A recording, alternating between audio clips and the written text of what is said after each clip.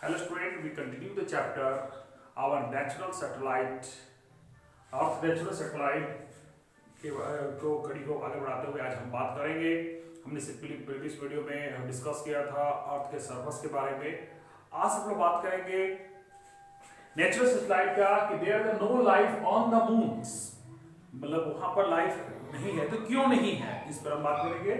और landing on the moon, तो उसमें जो सबसे पहले लैंडिंग, वहां पर सबसे पहले जो पैर रखा, उसके बारे में हम लोग बात करेंगे। तो देखिए, जिस तरह का हमारा अर्थ है, इसमें एटमॉस्फेयर है, ठीक है, और उसमें जो क्या करते हैं एटमॉस्फेयर, और जिसकी वजह से क्या होता है अल्ट्रावायलेट किरण जो है को अर्थ आने से रोकता है। ओजोन लेयर जो आप पढ़े होंगे, है ना, इससे पहले क्लासेस में बताया था आपको। तो ये जो उसी तरह से हमारे इसमें ये कहने का मतलब है कि मून में कोई ऐसा एटमॉस्फेयर नहीं है, ठीक है। There are no air water on the moon, कोई नहीं है, no life, so that no life exist on it. There moon is gravity 1/6 of the gravity of the earth, यानी कि यहाँ का 1/6 है, यानी कहने का मतलब कोई भी चीज यहाँ पर अगर 60 केजी है तो वहां पर 10 केजी होगा उसका weight. On the moon easily lifting the object, heavy to lift it on earth, जो चीज यहाँ पर आपको दिक्कत हुआ आराम से कर सकते हैं।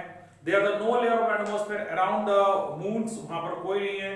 No protection from the strong ray of the sun, वो सन के जो स्ट्रॉन्ग रे आते हैं, जो अल्ट्रावायलेट रे है, that is the no protections, वहां कोई ऐसा प्रोटेक्शन नहीं है।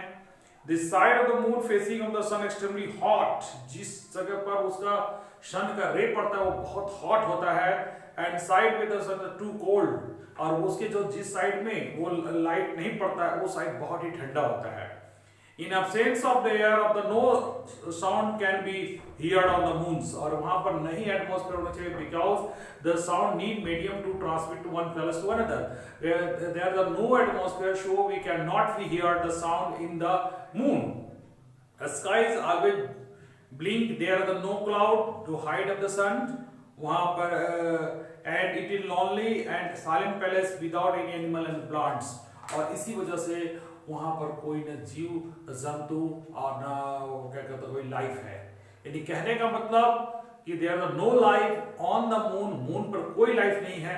उसका रीजन है कि वहां ना हवा है ना वाटर है, ठीक है, इसकी वजह से, ठीक है।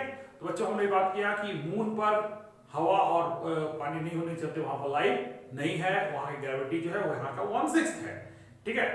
अब हम बात करेंगे कि इसमें लैंडिंग कैसे हुआ। देखिए, हमेशा हमें बताया जाता है कि ये हमारे चांद जो है हमारे मामू है ना, लेकिन साइंटिस्ट इस बात को नहीं मानते थे, और उस बात को हमेशा जानना चाहिए कि वो उस पर वो जो ये निकट ये बहुत नियरेस्ट है और यहाँ जाया जा सकता है। इसमें बहुत दिनों के प्रयास करने के बाद, ठीक है, उस पर सबसे पहले डिटेल इसमें नहीं दिया है, आपको मैं बताना चाहूंगा। सबसे पहले एक जानवर को भेजा गया था, उसका नाम कुत्ते को, डॉग, उसको लड़का को भेजा गया था।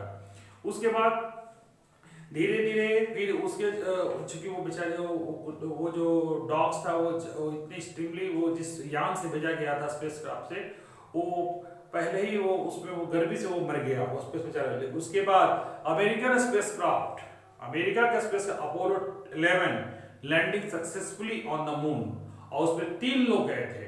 यानी कि वो अपोलो जो 11 जो था, that is the first spacecraft go to the space and landing on the moon.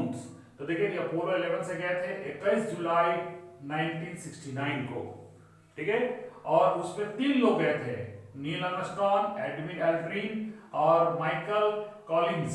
तो इसमें जो तीनों जो थे, जिसमें नील आर्मस्ट्रॉन्ग और एडविन एल्ड्रिन जो थे वो वहां पर कदम रखे, बट माइकल कॉलिंस जो थे वो अपने स्पेसक्राफ्ट से निकले नहीं थे, वो स्पेसक्राफ्ट के अंदर ही थे, और उस जो ऑर्बिट है उसके जो मून के, उसमें वो घूम रहे थे उस स्पेसक्राफ्ट में, और वो एक कम्युनिकेट टू अर्थ और उन लोगों के बीच में कम्युनिकेट करने का काम वो कर रहे थे। यानी कहने का मतलब Neil Armstrong, the first person, they gave the first step on the moons, and second Edwin Aldrin, जो सबसे ज्यादा नाम नील आर्मस्ट्रॉन्ग का होता है क्योंकि उन्होंने पहला कदम उस पर रखा था, और दूसरा जो थे वो एडविन एल्ड्रिन थे। इन 3 लोगों ने 3 person go to the space, वो स्पेस में गए और वो सॉरी मून पर गए, और मून पर जो तीसरा जो थे वो उस पर वो नहीं गए थे। तीसरा जो आर्मी जो था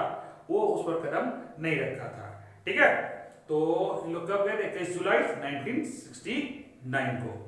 अब बच्चों हम इस पे बात आगे नेक्स्ट वीडियो में हम बात करेंगे कि ये सोलर स्लिप और लूनर स्लिप क्यों होता है, इसके बारे में। तो मिलते हैं नेक्स्ट वीडियो में। Thank you.